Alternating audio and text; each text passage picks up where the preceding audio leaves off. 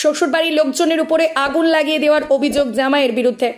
ঘটনায় মৃত একজন শিশু এবং আহত একাধিক জন। শুক্রবার সন্ধ্যা নাগাদ ঘটনাটি ঘটে সাগরদিঘি ব্লকের বাহালনগর এলাকায়। পরিবার সূত্রে খবর, শ্বশুরবাড়ির লোকজনের উপরে আগুন লাগিয়ে দেওয়ার অভিযোগ জামাইয়ের বিরুদ্ধে। ঘটনায় পুড়ে দগ্ধ 3 মহিলা সহ অন্তত 6 জন এবং মৃত একজন শিশু। সাগরদিঘির বাহালনগর এলাকার ঘটনা। ঘটনাস্থলে পৌঁছায় সাগরদিঘি থানার পুলিশ গিয়ে হাসপাতালে আহতদের নিয়ে আসে। জানা যায় রমজান শেখ তার শ্বশুরবাড়ি বহালনগর এলাকায় যায়। তারপরে পুরনো বিবাদের জেরে বচসা শুরু হয়। সেই বচসার সময় রমজান শেখ বাড়িতে আগুন লাগিয়ে দেয়। সেই আগুনে অভিযুক্ত রমজান শেখ সহ প্রায় 6 জন পুড়ে দগ্ধ হয়ে যায়।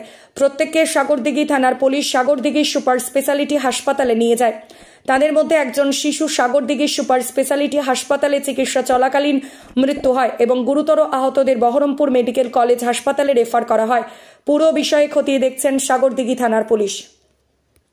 তো একবারে সম্পূর্ণ আওয়াজ, বমের আওয়াজ। আমরা বলছি যে কিছু এলো নাকি বাড়িতে, আমরা ভয়ে সব আগ্রায় নামছি। তো আমার বেটা ছেলে বলছে যে মা তুমি বাইরে যেও না।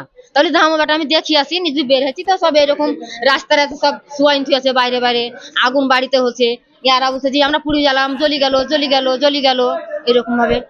কি অনুমান করছে আমাদের মনে এখন কেউ আমাদের কাছে সব বোম, একবেলা চাই অ্যাসিড, এরা বুঝে বোম, আর বড়রা বুঝে না অ্যাসিড ঢেলে আগুন ধরাই দিয়েছে। 14-15 জন সবই পুরি। না ও ঘটনা জানতে পারি না। জামাই করেছে, হ্যাঁ জামাইয়ের সাথে ঝামেলা আছে। জামাই করেছে কড়িয়া ভাই, জামাইয়ের কড়িয়া। হ্যাঁ পুরনো ঘটনা ছিল। আর স্ত্রীকে 9-10 মাস হলো আগে আর স্ত্রীকে মেরে আছে, বিষ খাওয়ায়। সেই ঝামেলাই ছিল। হ্যাঁ আহত আছে, যেখানে আছে। হ্যাঁ ও আগে এসছে তো না, মারা যায়নি এখনো। বাচ্চাটা তো মরছে আমাদের, ওটা আমাদের বাচ্চা। আর যে আগুন লাগাচ্ছে সে তো মার্জন জামাই,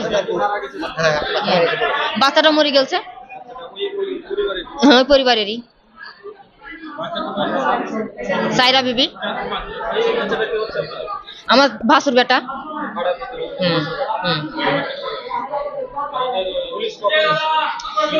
আমরা তো বাচ্চা নিয়ে তো টানাটানি করছিলাম, তো পুলিশ কখন এসেছিল আমি বলতে পারছি না। এই ভাই পুলিশ কখন এসেছিল গো? 8 ঘন্টা পরে।